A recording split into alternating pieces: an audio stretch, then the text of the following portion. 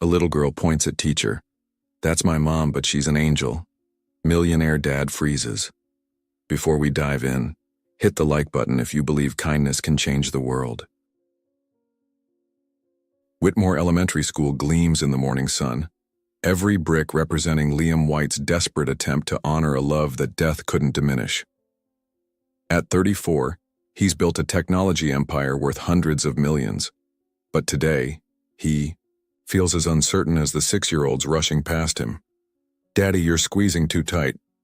He looks down at Nora, whose small hand is engulfed in his. She wears a blue dress that matches her eyes, blonde hair braided with the precision of a man who's learned to do things he never thought he'd need to know. In her free hand, she carries the photo frame she's barely let go of since the funeral. "Sorry, sweetheart, are you ready?" Nora nods, but her eyes scan the hallway with intensity that unsettles him. Since losing her mother, she seems to see things that aren't there. Or maybe things that are there but shouldn't be. The classroom door opens, and she appears. Liam's breath catches. The new teacher is young, with gentle beauty that seems to glow from within. Her golden blonde hair falls in soft waves. But it's her eyes that stop him cold, the same shade of warm brown that used to look at him across the breakfast table every morning for 8 years. "Good morning, everyone. I'm Ms. Emily Ross." Her voice carries the musical quality that good teachers possess naturally. Parents murmur hellos, but Liam finds himself unable to speak. Beside him, Nora has gone completely still, staring at Ms. Ross with the same intensity she'd shown in the hallway. The classroom is bright and welcoming, reading corners and activity stations arranged with obvious care. Liam helps Nora find her seat. 3rd row, 2nd from the left. The photo frame goes on the corner of her desk, as it has on every surface she's claimed since March. Ms. Ross moves through the room with natural grace, kneeling beside desks to speak with children at their eye level. When she reaches Nora's desk, Liam feels his chest tighten. There's something about how Ms. Ross looks at his daughter, not with practiced kindness, but with something deeper, something that looks like recognition. "You must be Nora. I've heard wonderful things about you." Nora picks up the photo frame, showing the image clearly. A beautiful woman with the same blonde hair and blue eyes, laughing at something outside the camera's view. "This is my mama. She's not here anymore, but I bring her with me." Something flickers across Ms. Ross's face, a brief shadow of pain quickly masked with professional compassion. "She's very beautiful, Nora. I bet she was proud to have such a special daughter." "She was. She told me so." The simple statement hangs in the air with surprising weight. Other parents glance over, expressions shifting to gentle sympathy. Everyone knows the story of Liam White's tragedy. Ms. Ross straightens slowly, professional smile intact but eyes showing something complex. When she looks at Liam, he sees a flicker of the same recognition he'd noticed when she looked at Nora. As parents gradually filter out, Liam kisses Nora's forehead and whispers he'll be back at 3 o'clock. At the door, he turns back for one last look. Ms. Ross is at the front, gesturing to the welcome message. Children watch with rapt attention. But Nora isn't looking at the board. She's staring directly at Ms. Ross with that unsettling intensity, photo frame clutched in both hands. And then it happens. Sometimes the most important moments arrive without warning, in ordinary places, during routine experiences. What you're about to witness will challenge everything you think you know about connections that bind us together. Stay with me. Ms. Ross is explaining classroom rules when she hears the scrape of a small chair. She turns to see Nora White standing beside her desk, photo frame pressed against her chest, blue eyes fixed on her teacher, with an expression far too mature for 6 years old. "Nora, sweetie, we need to stay in our seats," Ms. Ross says gently, but something in the child's posture makes her words catch. The other children notice. 23 pairs of eyes swivel between their standing classmate and teacher, sensing something important is about to happen. Nora takes a step forward, then another. Her movements are deliberate, purposeful, as if walking toward something she's been searching for her entire short life. At the back, Liam looks up from his phone. What he sees makes his blood turn cold. His daughter stands in the center of the classroom, perfectly still except for slight trembling in her hands. She's staring at Ms. Ross with the same expression she used to reserve for her mother, complete recognition and unconditional love. "That's my mom," Nora says. The words are spoken clearly, without hesitation. They cut through classroom silence like a blade. Ms. Ross steps backward, face draining of color. "Nora, I think you're confused, sweetheart. I'm Ms. Ross, your teacher." But Nora shakes her head, never breaking eye contact. She raises one small hand and points directly at the young woman.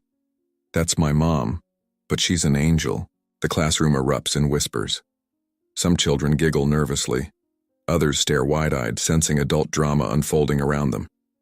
Liam's phone clatters to the floor. He's on his feet before he realizes he's moved, face a mask of confusion and horror. "Nora, come here. Come to Daddy right now." But Nora doesn't move. She's still pointing at Ms. Ross, whose professional composure is cracking visibly. "I know you," Nora continues, taking another step toward her teacher. "You wear the white shirt with little flowers. You smell like the soap that makes everything clean.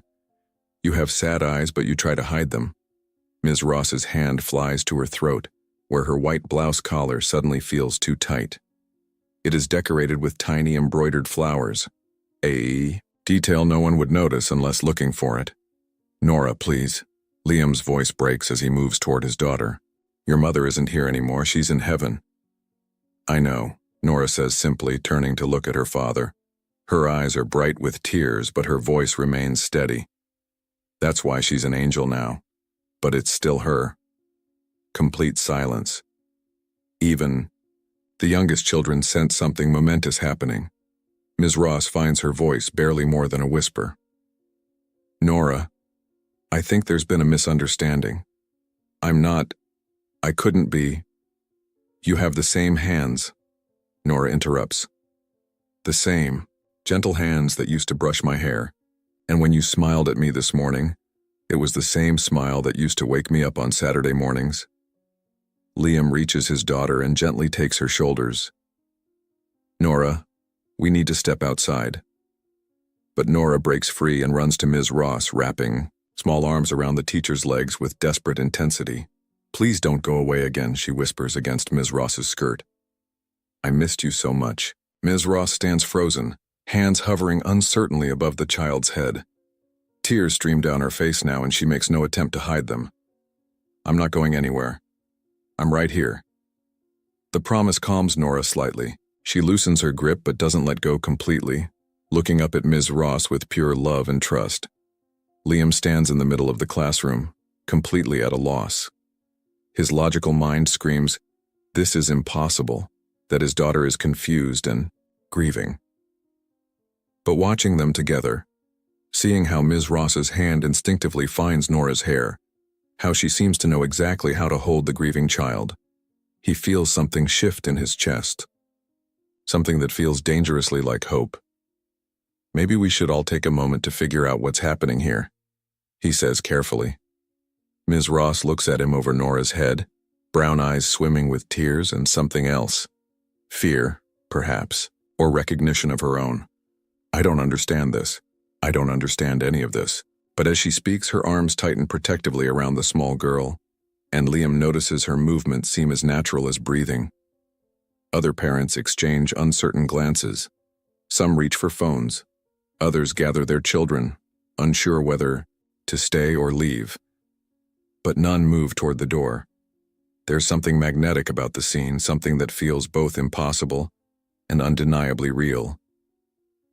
In her teacher's arms, Nora finally loosens her grip enough to look up again. Her face is streaked with tears, but she's smiling now. The first genuine smile Liam has seen since the funeral. "I knew you'd come back," she says to Ms. Ross. "I drew you a picture and you came back." And with that simple statement, the foundation of everything Liam thought he knew about life, death, and love begins to crumble. What you've just witnessed defies logical explanation, but the heart often recognizes truths the mind cannot accept. Is it possible that love creates connections stronger than death? 1 week earlier, Nora had experienced the dream that would change everything. She's running through sunflowers taller than she is, their golden faces turned toward sky so blue it hurts to look at. The flowers create a maze of green stems and bright petals rustling and warm breeze carrying honey and clean laundry scents. "Nora, sweetheart, slow down." The voice comes from behind her, musical and familiar. Nora turns, heart leaping with joy she hasn't felt since March. Her mother is there. Walking through sunflowers with graceful stride Nora remembers from park walks. But something is different. Sarah White wears a flowing white shirt decorated with tiny embroidered flowers, and her skin seems to glow with inner light. "Mama." Nora runs toward her, but the distance never closes. "I can't reach you." "You don't need to reach me, baby. I'm always with you, but soon you're going to meet someone very special. Someone who's going to help take care of you. I don't want anyone else. I only want you." Sarah's laugh is wind chimes in summer rain. "Oh, my sweet girl. Love doesn't work that way. Love doesn't run out just because it finds new places to grow." She gestures to the field, and Nora notices some sunflowers have faces. Gentle faces with kind eyes and warm smiles, all looking down with expressions of love and protection. When you see her, you'll know. Your heart will recognize what your mind doesn't understand. Trust that feeling, Nora. "See who, Mama?" But her mother is already fading, becoming translucent like morning mist. The white shirt with tiny flowers is the last thing to disappear, leaving only whispered words. "Trust your heart, my angel." Nora woke with tears streaming, but feeling more peaceful than since the funeral. She'd slipped downstairs to the kitchen, where she found her father with his laptop and cold coffee. This had become his routine, working through the night because sleep brought dreams he couldn't bear. "Daddy," she'd whispered, and he'd looked up with the startled expression of someone pulled from a distant place. "What are you doing up so early?" "I had a dream about Mama." Liam had frozen, fingers hovering over the keyboard. They'd been to therapy sessions encouraging Nora to talk about her mother, but she'd remained largely silent. This was the first time she'd voluntarily shared something so personal. "Do you want to tell me about it?" Instead of answering, Nora had climbed onto his lap and reached for paper and colored pencils. With careful, deliberate strokes, she'd begun to draw. The image was remarkably detailed for 6-year-old artwork. A woman in a white shirt with tiny flowers, arms outstretched as if embracing someone outside the frame. Her face was serene, beautiful, with kind eyes and gentle smile.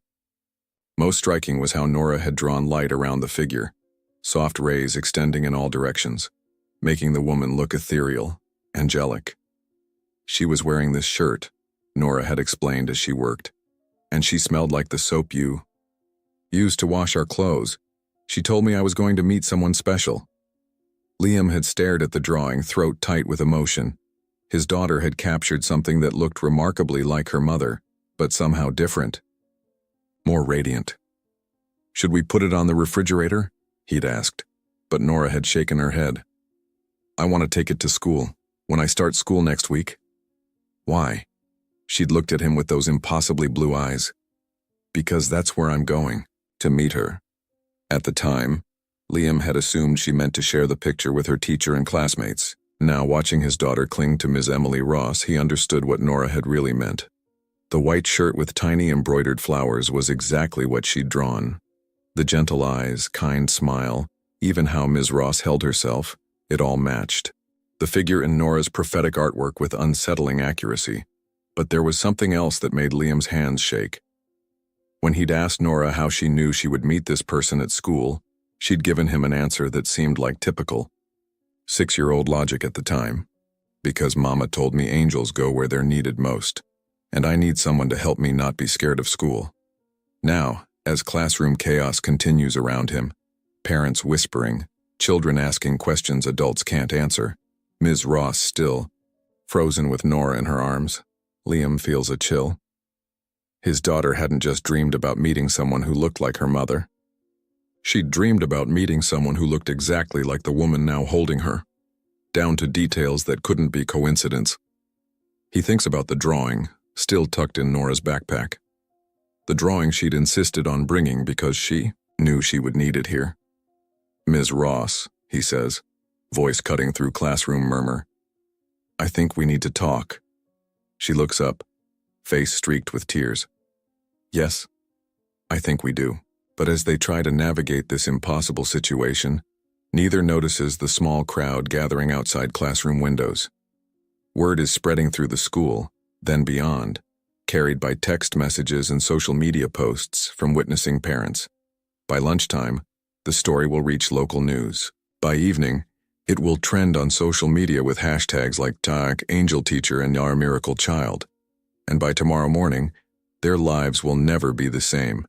The threads weave together in ways that seem to defy explanation. A prophetic dream, perfect, resemblance, a child's unshakable certainty. What happens when private miracles become public knowledge?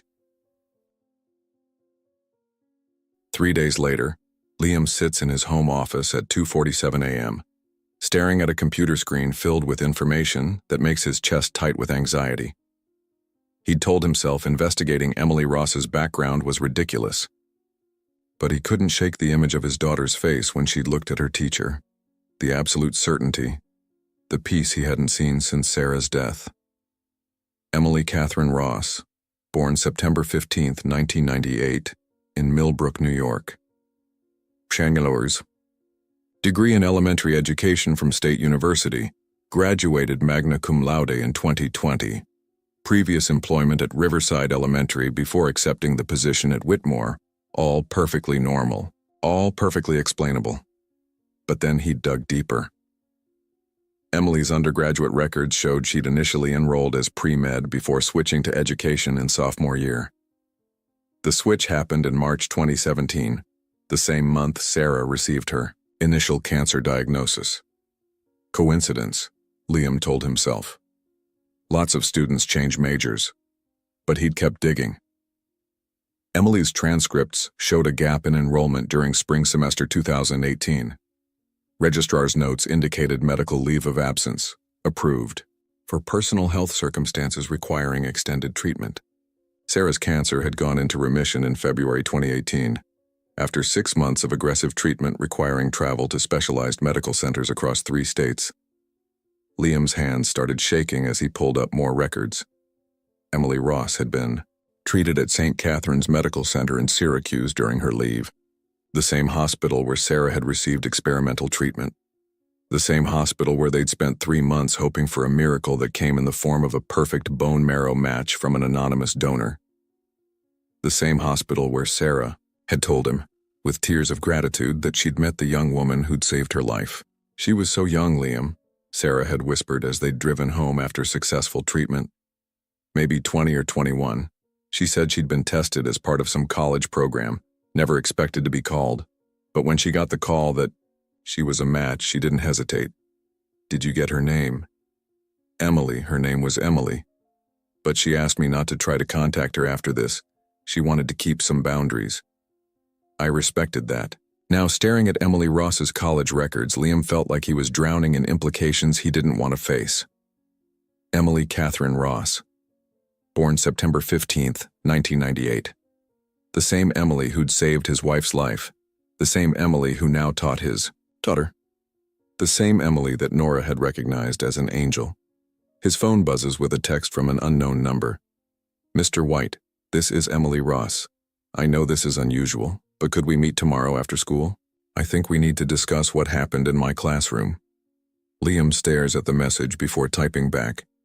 "Yes, we definitely need to talk." But he already knows what Emily is going to tell him. The question isn't whether she's the bone marrow donor who saved Sarah's life. He's already certain she is. The question is why she's here, teaching his daughter, wearing the same white shirts Nora dreamed about. Meanwhile, across town, Emily Ross sits on her couch with cold tea, staring at a box she hasn't opened in 3 years. Inside are mementos from her time as bone marrow donor, hospital bracelets, get-well cards from the recipient's family, and a single photograph a nurse had taken without permission. In the photo, Emily lies in a hospital bed after the donation procedure, exhausted but smiling. Beside her bed stands a A woman with blonde hair and blue eyes holding a small bouquet of sunflowers. The woman's name had been Sarah, and she'd been the most grateful person Emily had ever met. She'd talked about her husband and daughter, about dreams for the future that cancer had threatened to steal. She'd made Emily promise to pursue whatever made her happy. "You gave me back my family," Sarah had whispered. "Don't waste the gift of your own life. Find what brings you joy and hold on to it." Emily had never forgotten those words. They'd inspired her to switch from pre-med to education, to follow her heart instead of parents' expectations. They'd given her courage to leave her hometown and find work where she could make real difference. She'd never intended to settle in the same town where Sarah's family lived. When she'd applied for the position at Whitmore Elementary, she hadn't made the connection between the school's benefactor and the grateful cancer patient she'd helped years ago. But the moment she'd seen Liam White at the back of her classroom, memories came flooding back. Sarah had shown her pictures of her family during their brief time together. Photos of a handsome husband and toddler with bright blonde hair and enormous blue eyes. And when little Nora had stood up and pointed at her, speaking words that defied rational explanation, Emily had felt something shift in her chest. A recognition that went deeper than memory, deeper than coincidence. She opens the box and lifts out the photograph, studying Sarah's face in soft hospital lighting. The resemblance everyone in town has noticed is undeniable, but it's more than physical similarity. Looking at the photo, Emily can almost feel Sarah's presence as if she's standing beside her now, nodding approval at the path that has led Emily back into her family's life. "I don't understand what's happening," Emily whispers to the empty room. "But I know you're part of it somehow." Tomorrow she'll meet with Liam and try to explain the impossible connections that brought her into their lives. She'll tell him about the bone marrow donation, about the brief friendship with his late wife, about dreams she's been having since Nora's first day of school. Dreams where a woman with blonde hair and blue eyes thanks her for keeping a promise Emily doesn't remember making. Dreams where she's standing in a field of sunflowers, being told that love finds a way to continue even after death. Dreams where a little girl's voice calls her angel, and she knows with absolute certainty that she's exactly where she's supposed to be. The web of connection tightens, revealing links too perfect to be coincidental. Emily saved Sarah's life, and now Emily has entered that daughter's world at exactly the moment she needed someone most. But some stories are too powerful to stay hidden.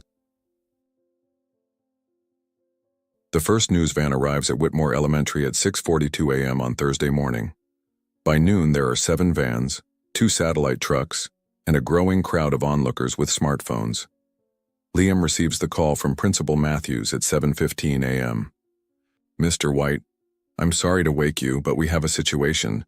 The media is here, lots of them. They're asking about your daughter and Ms. Ross." Liam sits up in bed, mind immediately clear. "What do you mean, the media?" Channel 7 News, Channel Low, 12, some national outlets. The story has been picked up online. There are hashtags trending on social media. People are calling it a miracle, a sign from heaven. We've got protesters too. Liam feels his world tilting sideways. How did they find out? Cell phone videos from Monday morning. One parent posted it on Facebook and it got shared thousands of times. By Tuesday night, it was on TikTok and Twitter. By Wednesday, news stations were calling. Through his bedroom window, Liam can see cars he doesn't recognize parked along his street. A woman with perfectly styled hair climbs out of a news van and begins setting up a camera on his front lawn. What should I tell them? Tell them no comment. This is a private family matter, and they need to respect our privacy. I've tried that. They're not leaving. Some parents are getting upset about the disruption. It's turning into a circus. Liam closes his eyes, feeling the weight of every decision that led to this moment. He'd built Whitmore Elementary to honor his wife's memory and provide his daughter with a safe place to heal. Instead, he's created a stage for a media spectacle. I'll be there in 20 minutes. He hangs up and immediately dials Emily's number. She answers on the first ring, voice hoarse. Liam? Emily? Are you seeing the news? I'm watching it right now. They're calling it The Angel Teacher Mystery and A Miracle in Room 1B. They have footage of Nora from Monday, and they're interviewing experts on supernatural phenomena. On his television, Liam finds the local broadcast. The anchor speaks directly to the camera. This morning, we continue coverage of extraordinary events at Whitmore Elementary School, where 6-year-old Nora White shocked her classmates and teacher by claiming her instructor was her deceased mother, quote, but an angel. The screen shows cell phone footage of Monday morning, grainy video capturing Nora standing in the classroom, pointing at Emily with absolute certainty. Since the video went viral on social media, thousands have weighed in on whether this represents genuine spiritual experience or a traumatized child's wishful thinking. Liam mutes the television, unable to listen to strangers dissect his daughter's emotional experience for entertainment. His phone buzzes with notifications, missed calls from reporters, text messages from friends, emails from business partners. He dresses quickly and goes to Nora's room, where she's still sleeping peacefully, blonde hair spread across her pillow. The photo of her mother sits on her nightstand, and for a moment Liam can almost see the resemblance that has captured media attention. His phone rings again. Emily's name on the caller ID. I can't go to school today, she says without preamble. There are reporters camped outside my apartment building. They followed me to the coffee shop this morning, asking questions about my relationship with your family. This is insane. One of them asked if I was romantically involved with you. Another wanted to know if I've been coaching Nora to create publicity for the school. Emily's voice breaks slightly. Liam, I can't handle this kind of attention. I became a teacher to help children, not to be part of some media circus. Liam feels a chill of premonition. What are you saying? I'm saying maybe I should resign. Maybe if I leave, the attention will die down and Nora can have a normal school experience. No. The word comes out more forcefully than he intends. Emily, you can't leave. Nora needs you. I don't understand what's happening any more than you do, but I know she needs you. Long pause before Emily responds. The school board is meeting this afternoon. They're going to discuss whether my presence is disruptive to the educational environment. As she speaks, Liam watches more news vans arrive on his street. A small crowd has gathered, some holding signs reading, "Miracles are real," and "Heaven touches earth." Others carry signs with Bible verses about false prophets. We need to fix this, he says. Somehow we need to make this stop. But even as he says the words, he knows it's too late. The story has taken on a life of its own, growing beyond their control with every social media share and news segment. Nora's private moment of connection with her teacher has become public property. In her apartment across town, Emily hangs up and looks at the resignation letter she's been drafting since 5 a.m. She'd come to Whitmore Elementary hoping to make a quiet difference in children's lives. Instead, she's become the center of a controversy. But as she considers signing the letter, her eyes fall on Nora's drawing. The family portrait that includes Teacher Angel, standing protectively beside father and daughter. In the drawing, the angel figure isn't floating above the family or surrounded by heavenly light. She's standing firmly on the ground, her arms reaching out not toward heaven but toward the people who need her most. Emily picks up the resignation letter and slowly tears it in half. Whatever is happening between her and Nora, whatever connection they share that defies rational explanation, it's not something she can walk away from just because the world is watching. She thinks of Sarah's words from their brief time together in the hospital. Find what brings you joy and hold on to it. Standing in her small apartment, surrounded by the chaos of unwanted attention, Emily realizes that helping Nora heal has brought her more joy than anything she's ever done. And she's not going to let strangers with cameras and opinions take that away. When private miracles become public spectacles, the sacred becomes sensational. Emily faces an impossible choice: protect herself by walking away, or protect Nora by staying despite the storm. The resignation letter arrives at Principal Matthews' office at 4:17 p.m. on Friday, hand-delivered by Emily Ross herself. Her eyes are red from crying, her usually perfect posture defeated. "I'm sorry," she tells Matthews as she places the envelope on his desk. "I know this creates problems for you. But I can't be the reason Nora's life becomes a circus. Matthews, a kind man in his 50s who spent 30 years in education, looks at the letter without opening it. Ms. Ross, I hope you'll reconsider. You're an excellent teacher. And what happened with the White family and whatever it wasn't your fault. It doesn't matter whose fault it is. The media attention isn't going away. Parents are demanding answers I can't give. She sits down heavily. I went into teaching to help children learn and grow in a safe environment. Right now, my presence makes the environment anything but safe.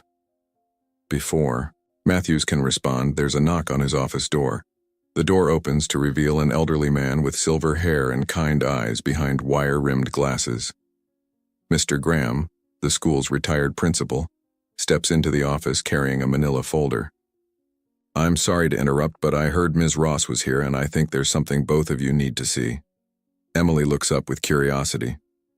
She's heard about Mr. Graham from other teachers, a beloved figure who still volunteers at the school, despite retirement. Mr. Graham, what can we do for you? The elderly man places the folder on the desk and looks directly at Emily. Young lady, I knew Sarah White. I knew her quite well, actually. She taught here for 2 years before she got married and moved away to start her family. Emily's breath catches. Sarah taught here? 3rd grade. One of the finest educators I ever had the privilege to work with. Graham opens the folder and pulls out a photograph, a group shot of faculty from several years ago. He points to a young woman in the back row, blonde hair shining in sunlight, arm linked with another teacher as they both smile at the camera. That's Sarah, about 8 years ago. She was Sarah Mitchell then before she married Liam. Emily stares at the photograph, heart racing. The resemblance is undeniable, but seeing Sarah in the context of this school makes the connection feel even more profound. She used to talk about her dreams, Graham continues, how she wanted to make education more personal, more connected to children's emotional needs. When she got sick, she made me promise to keep an eye out for teachers who shared her vision. He pulls out another document, a newspaper clipping from 3 years ago about a college student who donated bone marrow to save a local woman's life. Graham looks meaningfully at Emily. She told me about you, about the young woman who saved her life. She said you'd switched your major to education after meeting her and she hoped your paths would cross again someday. Emily's hands are shaking now. She talked about me. She said you reminded her of herself at that age, passionate about helping others, but maybe a little lost about how to channel that passion. She thought you'd make an excellent teacher. Graham's eyes are gentle but serious. She also said, something else, something I didn't understand until this week. He reaches into the folder one more time and pulls out a handwritten letter, the paper cream-colored and slightly worn. She wrote this letter about 6 months before she died. She asked me to keep it until the right person came along to teach. At Whitmore Elementary, she said I'd know who it was for. Emily's voice is barely a whisper. What does it say? Graham hands her the letter. Why don't you read it yourself?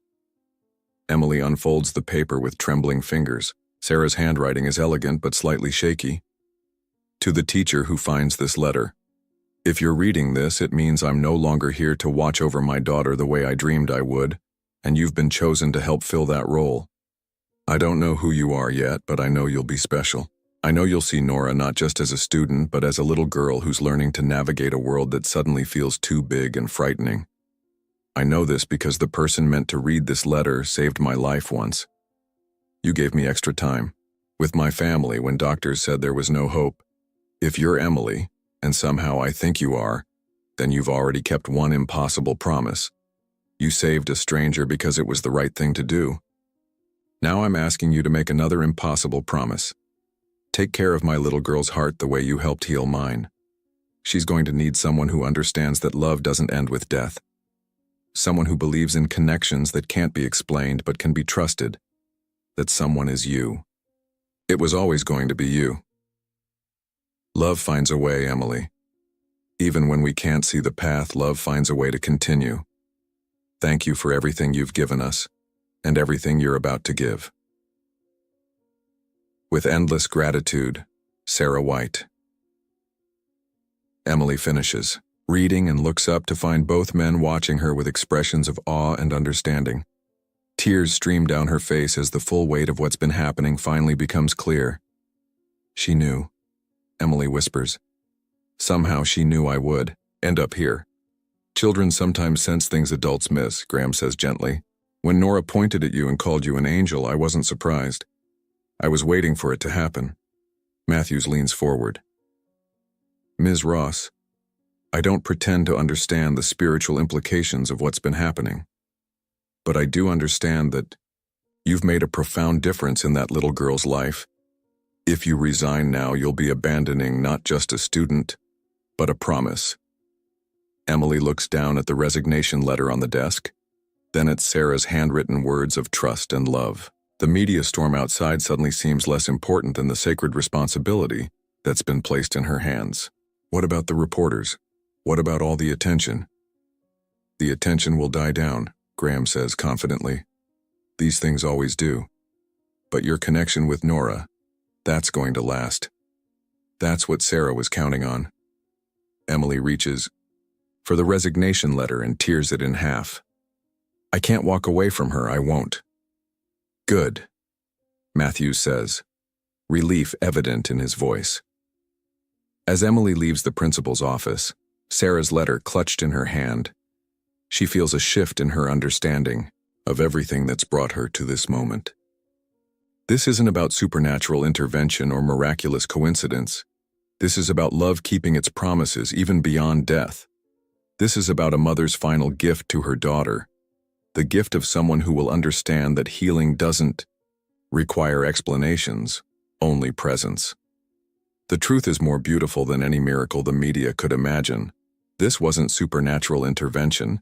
It was a mother's love creating a path for her daughter's healing that stretched across time and circumstance. Monday morning arrives with crisp autumn air, but the atmosphere at Whitmore Elementary feels like an ending. The media attention has intensified over the weekend, fueled by Sarah's letter being leaked to the press. Most damaging of all, Child Welfare Services have opened an investigation into whether Nora is being exploited.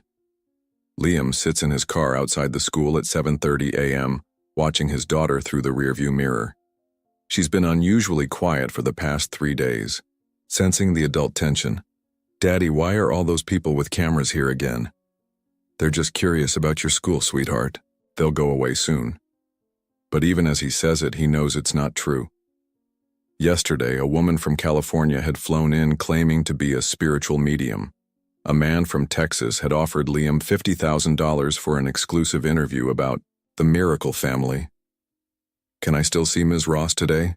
Nora asks, pressing her face against the car window. Liam's chest tightens. I don't know, honey. Ms. Ross might not be your teacher anymore. Is she leaving because of me? Because I said she was mama? No, baby, this isn't your fault at all. Sometimes grown-ups make things complicated when they should stay simple. Nora nods solemnly. The people with cameras don't understand about angels, do they? No, sweetheart, they don't. Mama told me they wouldn't. In my dream last night, she said some people can only see with their eyes, not with their hearts. Liam feels his throat tighten. What else did Mama say? She said not to be scared if Ms. Ross has to go away for a little while. She said angels sometimes have to fly back to heaven to get their wings fixed, but they always come back when someone really needs them. The simple faith in her voice breaks something in Liam's chest. His daughter is preparing herself for another loss. He makes a decision that surprises him with its certainty. Nora, what if I told you that you don't have to go to school today? What if we went somewhere else instead, just you and me? When her eyes widen with interest. Where would we go? Anywhere you want. We could drive to the beach or visit the zoo or go to that bookstore with the reading corner you love. For a moment, hope flickers across her face. But then she looks back at the school building. I want to see Ms. Ross first. I want to give her something. She reaches into her backpack and pulls out a small wrapped package. What's that, honey? It's a picture I drew for her. A picture of her and Mama together in the sunflower field from my dream. I want her to know that Mama likes her very much. Liam stares at the package, feeling the weight of his daughter's innocent generosity. While he's been worried about media Attention. Nora has been focused on the only thing that really matters, making sure someone she loves knows they're loved in return. Okay, let's go give it to her. They walk through the crowd of reporters and protesters, Liam's arm protectively around Nora's shoulders. Questions are shouted at them from all directions, but Nora, to his surprise, stops and turns toward the crowd. "My mama isn't supernatural," she says clearly, her young voice carrying surprisingly well. "She's just love that doesn't stop. Ms. Ross is just a teacher who's really good at loving people. That's not scary or weird. That's just how love works." The simple statement silences the crowd for a moment. Inside the school, they find Emily in her classroom, packing boxes with methodical precision. Her movements are efficient, but her eyes are red with unshed tears. "Ms. Ross?" Nora's voice is tentative. Emily turns and her professional composure crumbles when she sees them. She kneels down to Nora's level and the little girl immediately runs into her arms. "I'm so sorry," Emily whispers, holding Nora tightly. "I'm so sorry this got so complicated. Are you leaving?" "I have to, sweetheart. Just for a little while. The school thinks it's better for everyone if I take some time away until things calm down. But you'll come back?" Emily pulls back to look at Nora's face, her own eyes swimming with tears. "I don't know, honey. I wish I could promise you that, but I don't know." Nora nods with heartbreaking acceptance, then holds out the wrapped package. "This is for you, so you don't forget that you're loved." Emily unwraps the gift with trembling fingers. Inside is a drawing that takes her breath away. Two women standing together in a field of sunflowers, one with the ethereal glow that Nora always adds to her depictions of her mother, the other clearly recognizable as Emily herself. They're holding hands, both smiling, with rays of sunshine surrounding them like blessings. At the bottom, in Nora's careful handwriting, "Thank you for keeping Mama's promise." Emily presses the drawing to her chest and lets the tears fall freely. "Nora, this is the most beautiful gift anyone has ever given me. Mama helped me draw it," Nora says matter-of-factly. "She wanted you to know that leaving doesn't mean you're not still connected. Hearts stay together even when bodies are far apart." Liam watches this exchange and feels something crystallize in his mind. The media, the protesters, the well-meaning experts, they're all missing the point entirely. This isn't about proving or disproving supernatural phenomena. This is about a child who has found a way to heal by recognizing love in a new form. Everything else is just noise. "Emily," he says quietly, "don't go." She looks at him with surprise. "Liam, I have to. The board made it clear that my presence is disruptive. The media attention isn't dying down. Then we'll handle it differently. We'll find another way." "What other way?" He looks at his daughter, still holding on to Emily like an anchor in a storm, and makes a decision that surprises him with its certainty. "We'll leave. All of us. We'll go somewhere the cameras can't follow, somewhere Nora can heal in peace. And you'll come with us." Emily stares at him. "Liam, I can't ask you to uproot your entire life because of this situation. You're not asking. I'm choosing. Sarah's letter was right. You were always meant to be part of Nora's healing. I'm not going to let strangers with cameras and opinions destroy that." For the first time in days, Emily's face shows something other than sadness or fear. Hope, fragile but real, begins to bloom in her expression. "Where would we go?" Liam thinks of all the places he's traveled for business, all the quiet towns and beautiful landscapes he's seen but never really experienced. Somewhere peaceful. Somewhere Nora can be a normal little girl who misses her mother and has found someone special to help her remember that love doesn't end. Nora looks between them with the serious expression she wears when processing important information. "Will there be sunflowers?" she asks finally. Emily laughs through her tears, the first genuine laugh she's managed in days. "I promise you, sweetheart, we'll find all the sunflowers you could ever want." And in that moment, surrounded by half-packed boxes and the distant sound of protesters outside, a new kind of family begins to form, not bound by blood or law, but by the unbreakable threads of love, loss, and the courage to trust in connections that defy explanation. Sometimes the greatest act of faith is walking away from what others expect in order to protect what truly matters. But will their leap of faith lead to healing, or have they simply delayed an inevitable heartbreak? 6 months later, in a small town called Millbrook nestled in the Finger Lakes region of New York, a different kind of story is unfolding. The house sits on 5 acres of rolling farmland, with a wraparound porch that faces east toward the morning sun and west toward fields that will soon be planted with sunflowers. It's exactly the kind of home that feels like peace sounds. Nora runs across the backyard, her hair longer now and her cheeks pink with the healthy glow that comes from spending days outside instead of hiding from cameras. She's chasing a golden retriever puppy named Sunny. Miss Emily, look what I found." Emily looks up from the garden where she's been planting herbs, her hands dirty and her face radiant with contentment. She's dressed in jeans and a simple white t-shirt, her hair pulled back in a practical ponytail. "What is it, sweetheart?" Nora runs over holding a small smooth stone shaped almost like a heart. "Look, it's a love rock. Can we put it in Mama's garden?" The Mama's garden is a small section of the yard that Emily and Nora have designed together, a circular plot filled with Sarah's favorite flowers, with a comfortable bench where they sit together to read or just talk. It's not a memorial in the traditional sense, but rather a living celebration of the love that continues to grow even after death. "That's perfect," Emily agrees, kneeling down to examine the stone. "Where should we put it?" "Right next to the picture rock," Nora decides, referring to a flat stone where they've placed a weather-resistant photograph of Sarah laughing in a field of sunflowers. They walk over to the garden together, and Emily watches as Nora carefully places the heart-shaped stone next to her mother's image. The gesture is simple, natural, free of the drama and media attention that had surrounded their lives in the old town. "Mama would like it here," Nora says with satisfaction. "She always liked things that were pretty but not fancy." Emily smiles, remembering Sarah's description of herself from their brief hospital conversation. "How do you know that about her?" "She tells me things sometimes. Not in dreams anymore, just in my heart." Nora looks up at Emily with those impossibly blue eyes.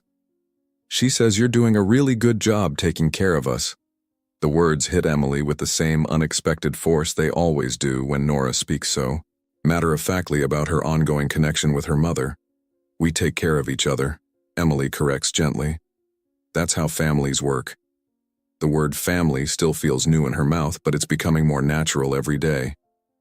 The three of them have settled into routines that feel both chosen and inevitable. Liam working from his home office to manage his business remotely, Emily homeschooling Nora, and slowly developing curriculum for a small private school they're planning to start. It's not the family any of them had planned, but it's the family they've chosen to become. "Emily?" Liam's voice calls from the back porch. "Phone call for you." She looks at Nora with raised eyebrows. "Who do you think it is?" "Probably someone who wants to know about our sunflowers," Nora says with the confidence of a child who's learned that most adult mysteries have simpler explanations than they first appear.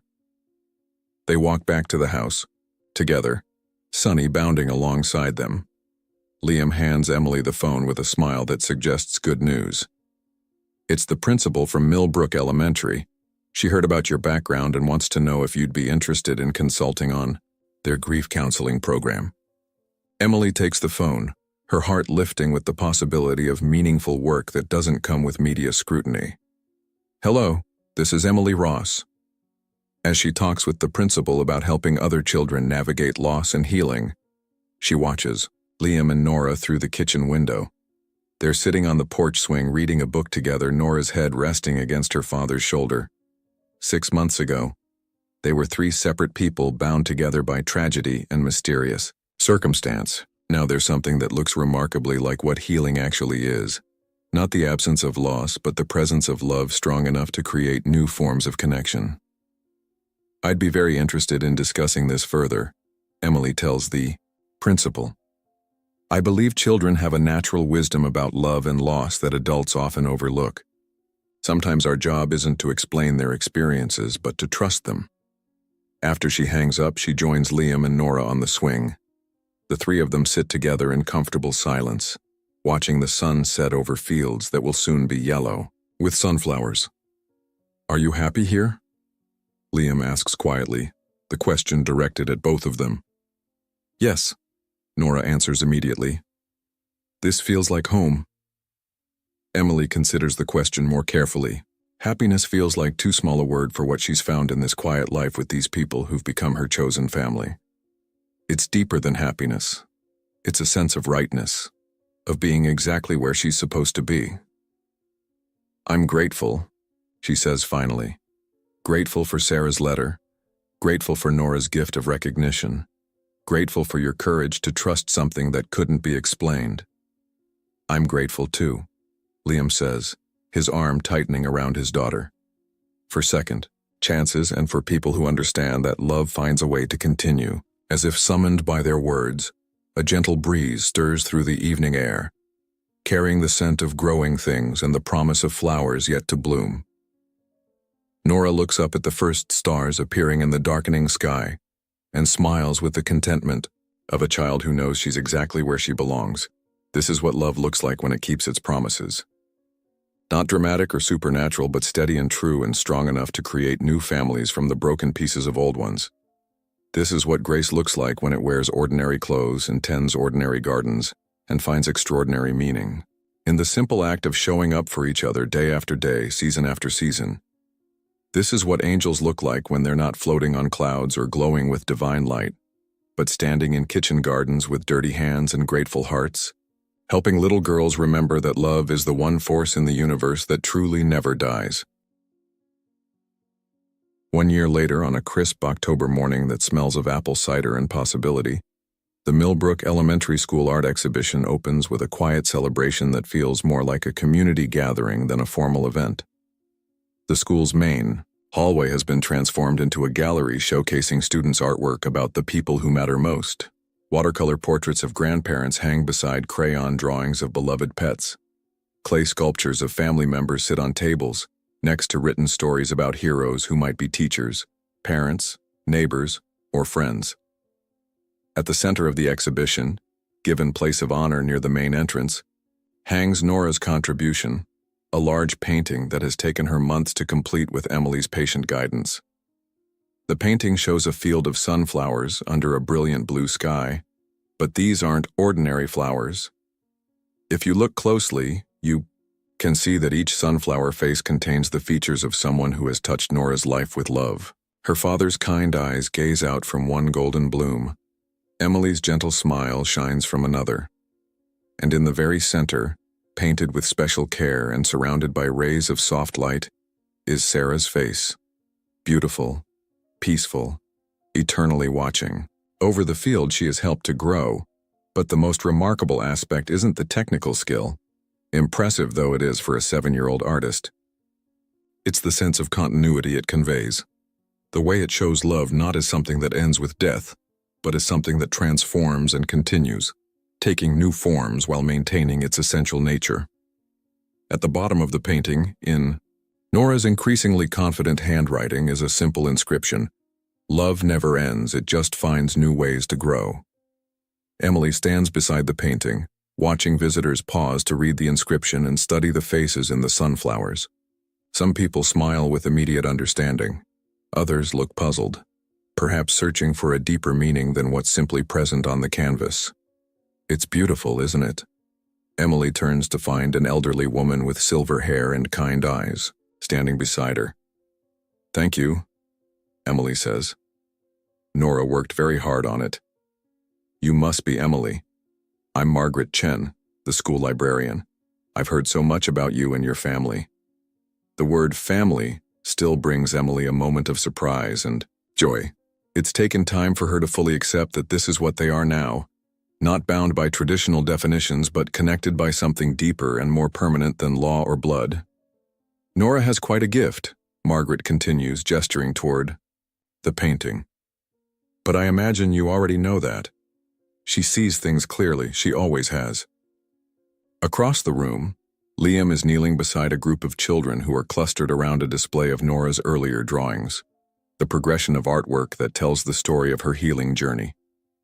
The pictures show the evolution from dark, sad images created in the months after Sarah's death to the bright, hopeful scenes she creates now. "This one's my favorite," a little boy is saying, pointing to a drawing of 3 people holding hands in a garden.